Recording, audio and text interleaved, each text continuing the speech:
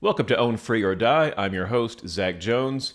Google is in the news today and this week for firing and terminating a pregnant employee. And of course, she went to social media to talk about it and get some attention for it. But can you, as a business owner, what's the law and how should we view that if you're ever in that position? Can you fire a pregnant employee? Google just did. Is that legal? How is that viewed? How should you handle it? We're going to dive into that on today's episode.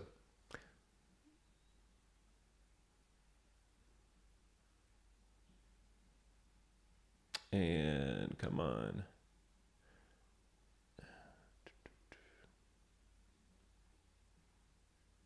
I apologize. We've got some tech problems here, and I'm also admittedly a bit distracted because I live in the North Florida Panhandle area, and there's a beautiful bird called the cedar waxwing. If you're not familiar with that, look that up real quick.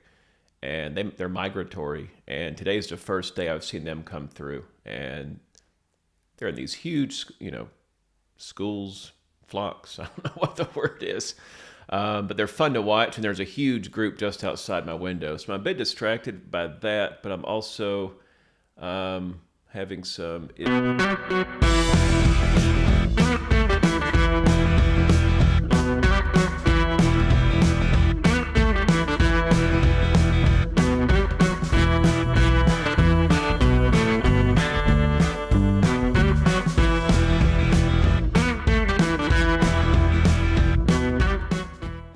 There we go. I apologize about that. The software over here, my monitor was locking up, but let's dive into this story. And I haven't seen it covered in too many places yet. I'm sure we will for obvious reasons, right? But Catherine Wong was an employee of Google. She was recently terminated. As you may have seen in the headlines, some of these large tech companies, Facebook, Microsoft, Amazon, Google, and others are laying off employees by the thousands. And, we've kind of seen this coming. We've talked about it in prior episodes here. But Google just announced a layoff of 12,000 employees. And this particular person, Catherine, was one of those 12,000. Now, she was 8 months pregnant, she says, when she was terminated. And how do I know this? Well, she took to LinkedIn to publish a bit of a short story about the event.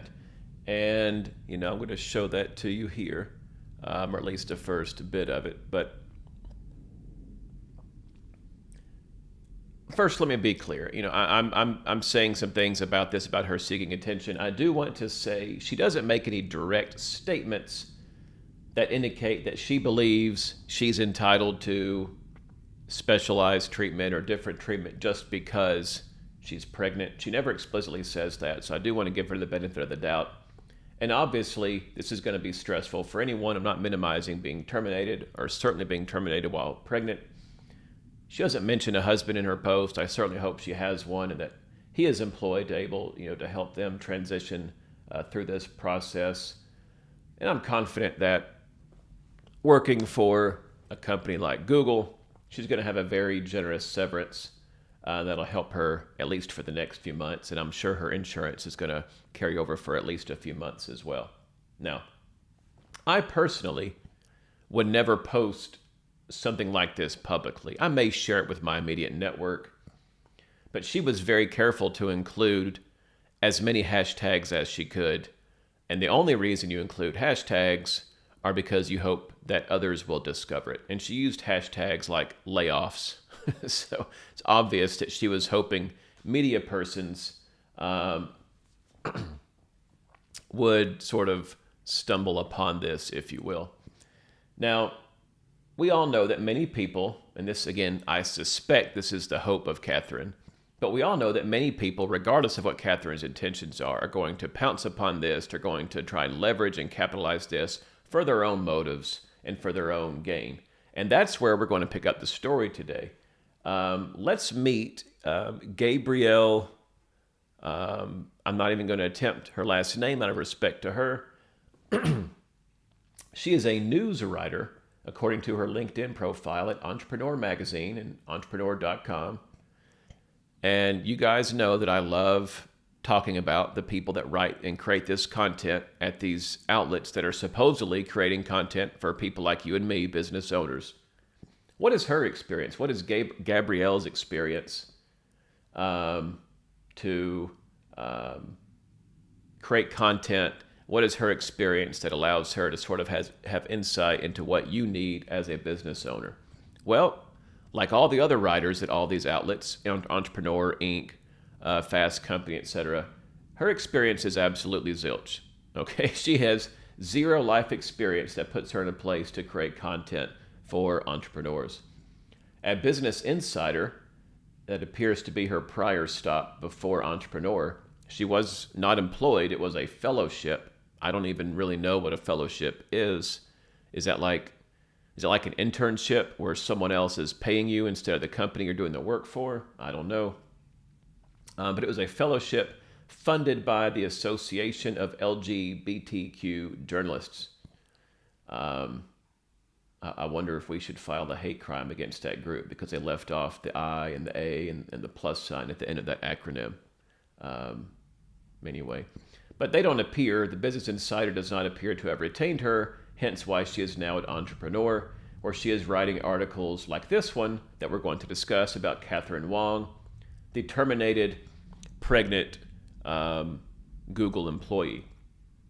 And since this is what constitutes journalism these days, just going to social media, finding a post and reporting on it, Gabrielle, the writer, never even interviewed Catherine, the terminated employee, for this story.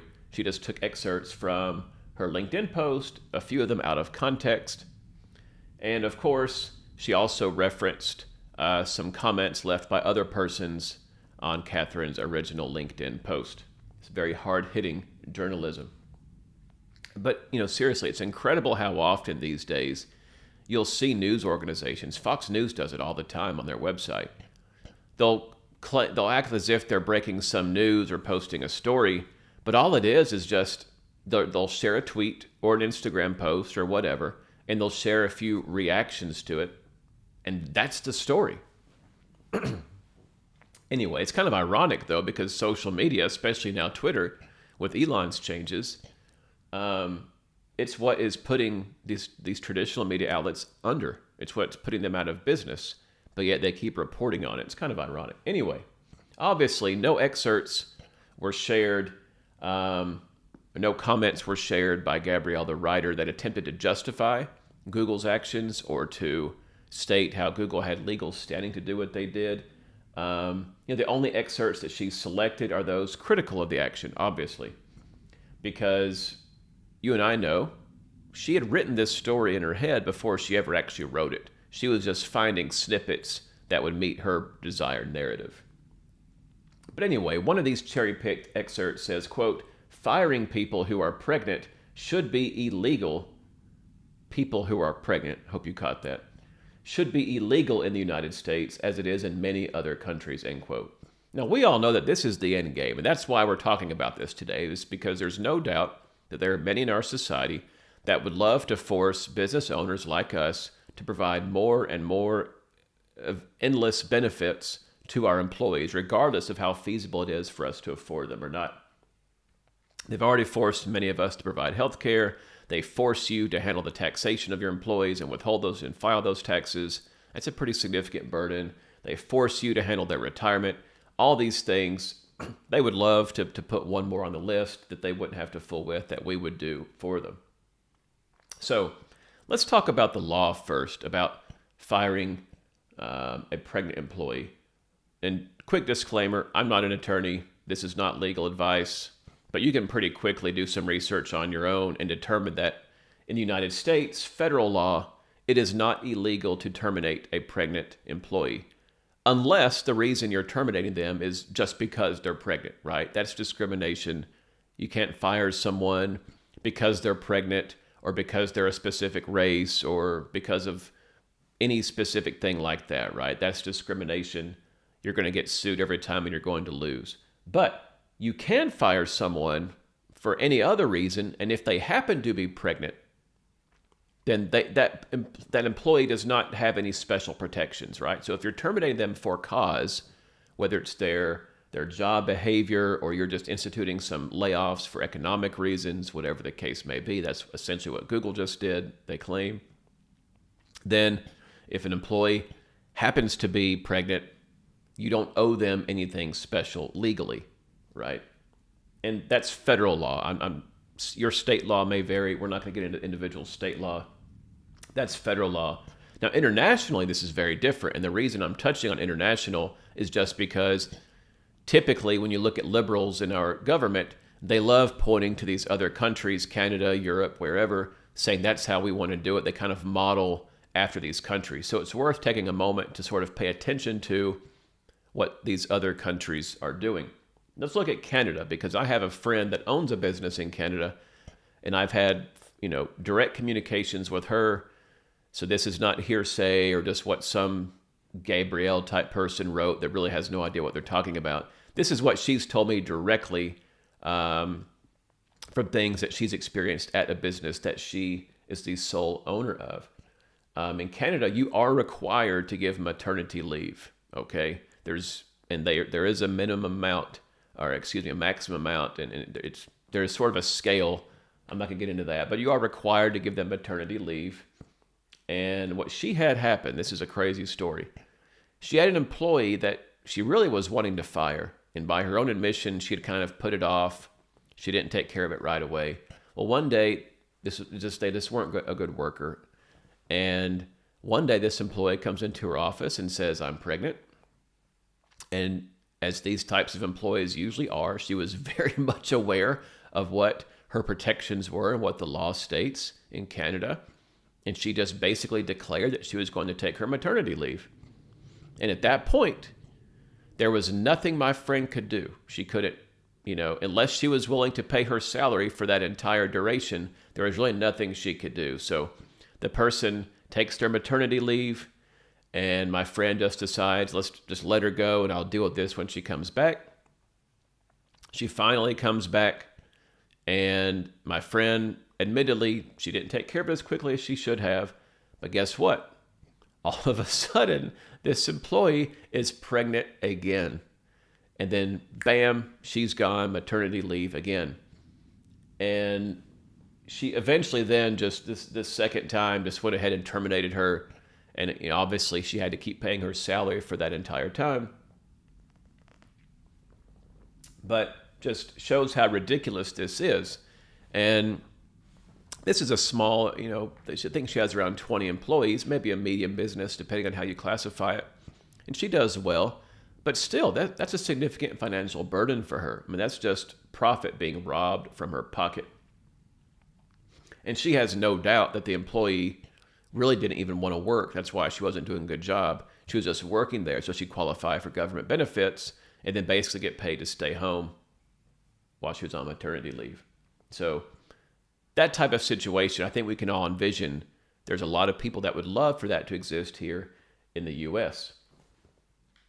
Now, make no mistake that they would love you to have to pay that employee's wages while they're on maternity leave. They don't want the government to do it, even though there's already policies in place. They would love to force you to do it, just like they're forcing you to pay for their health care. And the reason that is they want to save the tax money that they're already taking from you. They want to save that for their special interests. They want to give that to lobbyists and defense contractors in the name of Ukraine and all that crap.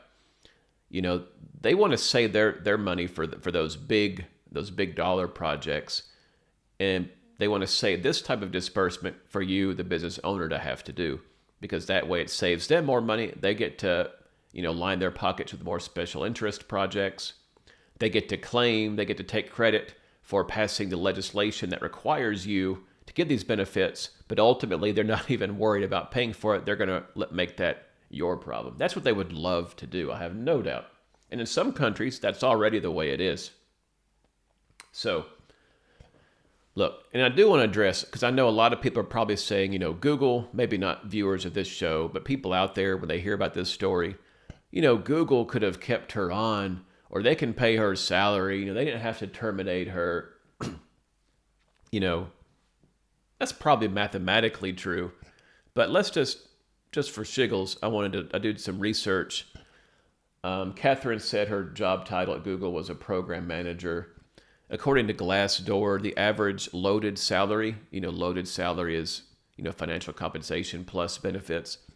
The loaded salary is right around $220,000 a year for a program manager at Google. And yet they're so important that they could just fire them on a whim.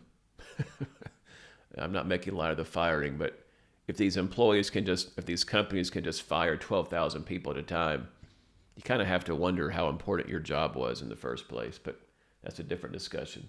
So, I don't think Google should have to do that, but I did want to express that she should have plenty of cash in the bank. But what about John Doe? People say things like that. Well, Google can afford it. What are they? They should have given her money, right? That's just such a dangerous precedent, because what about John Doe down the street at his HVAC company or his landscape company or Susie's accounting practice, right? These small businesses down on Main Street, if all of a sudden they have to pay for, let's say, 4 months of salary for an employee that takes maternity leave, plus they have to pay someone else to do the work in their absence, either hire a temp or hire a part-time employee, don't forget about that, because when I see this type of topic discussed, they only talk about the benefit and what this pregnant woman is owed, right? This employee, you owe them that. They never talk about the additional expense of paying someone else to do the work in that person's absence. So it's potentially double or more expensive than just what their salary would be. That is an incredibly significant burden for any small business, especially a younger or growing small business. And I'm aware that perhaps many small businesses do offer incredibly generous maternity leave as part of your benefits package. And if you can afford it, that's fantastic. I'm not saying you shouldn't do that. But I'm just saying the government shouldn't require it, because the average entrepreneur, especially young entrepreneur, there's no way that they could afford that, especially growing. And the average American, when they say things like this, they have no idea what the finances of a small business look like. And frankly, I think some small business owners don't know what their finances look like. That's a different episode. But, if you can do that, great. And if you're successful and your employees are a vital part of your success, you probably should try to figure out some way for them to have some sort of benefit during that time. But the issue here is, should you be required to do that? And obviously, I would say no. So how would I handle this situation? If I had an employee that was pregnant and I needed to terminate, I hate saying the word terminate by pregnant because it sounds like we're talking about abortion, but if I had to let an employee go who was pregnant, how would I handle such a scenario? Now, firstly, just in full disclosure, I've never been in this scenario. I've never had to lay off an employee who happened to be pregnant at the time. I've let plenty of employees go over the years, but at no point were any of them pregnant. So firstly, the proper way to handle this begins long before the actual termination. And it's when you hire them. And it has to do with how you set their expectations around the job, their employment, and what could potentially lead to their termination. Do your workers even know what types of things that could happen that would result in their termination? Do they even know that? That's up to you to communicate to them. And obviously there's things that they could do to warrant it. If they are a poor employee or poor performance, or they're caught stealing or lying, things like that. Obviously, you can fire an employee at any point in time. But what about things that are out of their control? Have you ever communicated that to your employees? Okay. When I hire someone in their employment agreement, based on their position and their role and other factors, I put in writing and explain that their employment is not guaranteed. That there are certain events that could absolutely lead to them being laid off. Again, separate from just their job performance. If the bulk of their services are going to be for a specific service that we offer as a company or work for a specific client, I put that in the agreement and I state, if we lose this client or we stop performing this service, you'll likely no longer be required by this company. You'll be let go. I put things, if we lose a certain percentage of revenue or if certain economic factors, right? Let's say you're in the housing industry, maybe you're construction or design or whatever. You could put in your employment agreements that if there's a downturn or a decline in home building, then there's a good chance you'd be let go. And the beauty of that, and it's a depressing topic, obviously, no one wants to discuss it, but it helps them understand it's fair to them. Being terminated should never catch them by surprise, would probably be the best way to look at it. If you're upfront with them and you communicate to them what their expectations should be and how you view their employment at your company, they really should never be surprised if they're let go.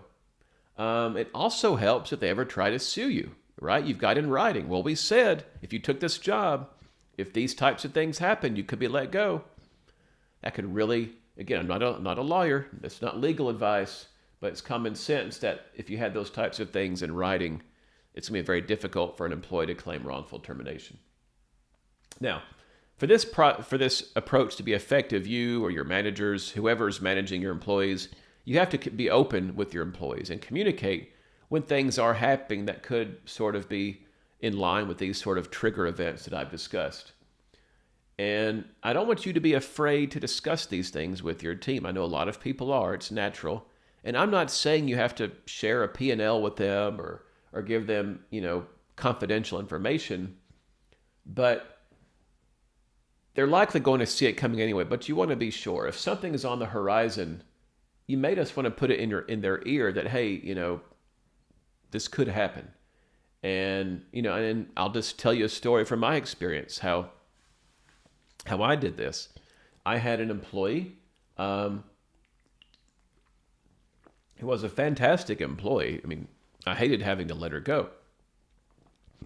But we had sort of changed as a company the types of services that we were offering. And there was one service that we were really not wanting to offer anymore, it was sort of a legacy service, if you will. We were, at this point, really only performing it for one very large client. And that was her employment, her job role revolved around that service, okay? So once it became apparent that we were probably going to part ways with that client. And if we did that, we were not going to continue to offer that service to any other clients. So I proactively told her, I said, look, it looks like this is going to happen. And, if it does, there's just not going to be work for you to do here. And we discussed that in the past. Again, it wasn't a surprise to her. She saw this coming before I even discussed it with her. But what I told her was, keep working for now, but I wanted you to know so that you could start looking for your next opportunity. And obviously, if you need anything from me to help you in that process, you let me know. Because it's not an easy thing to do to look for a job while you're still employed because you don't want your current employer to know. Well, if you handle it this way, it makes it way easier for that employee. You can even give them a recommendation while they're still employed. And I told her I'd be more than happy to do that because the reason she was being let go was not her own fault. She had no reason to, be cloaked in secrecy or anything like that. And this was very fair to her because she knew in advance what was going to happen. She didn't just get a random shock email or text from Google like Catherine did in our early example. And the beauty of this was she was able to have her next job lined up before she even stopped working for me.